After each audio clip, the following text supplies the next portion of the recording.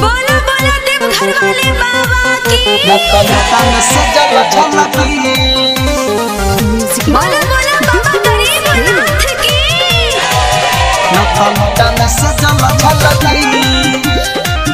बोलिए शंकर भगवान की। बाबा धर हलकी हलकी न त लोटा में से जल छलकी। जय शिव। बाबा धर हलकी हलकी न त लोटा में से जल छलकी।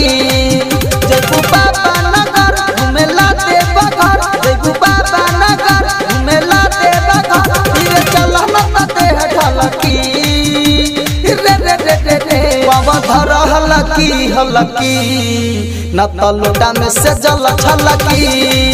बाबा धर हलकी हलकी न त लोटा में से जल छलकी। भूतनाथ की। न त लोटा में से जल छलकी।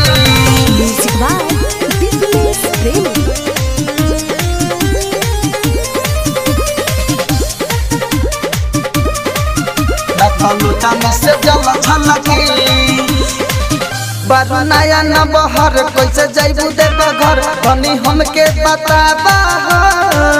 धैलू कान्हे पका बर छल कहला तोरा जल नहीं हमके सताबा। हमके सताबा। बारू नया न बहर कैसे जैबू देवघर धनी हमके बताबा। धैलू कान्हे पका बर छल कहला तोरा जल नहीं हमके सताबा।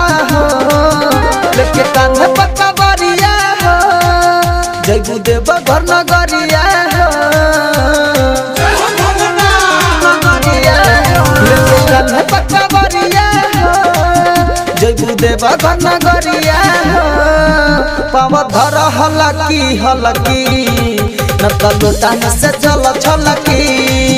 पावा धर हलकी हलकी न त लोटा में से जल छलकी। बोला बोला देवघर वाले बाबा की। न त लोटा में से जल छलकी।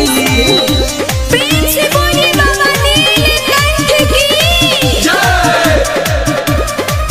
न त लोटा में से जल छलकी। पानी गाजा में नसाइल धनी पी के भकुआइल कैसे तोहके संभालब हो। बटे सावन सोमारी भीड़ लागल बा भारी जल पहले हम ढार बहो। जय शिव। पानी गाजा में नसाइल धनी पी के भकुआइल कैसे तोहके संभालब हो। बटे सावन सोमारी भीड़ लागल बा भारी जल पहले हम ढार बहो। राजा सुमन माहो मन बिकू के कहना माहो। जय शिव।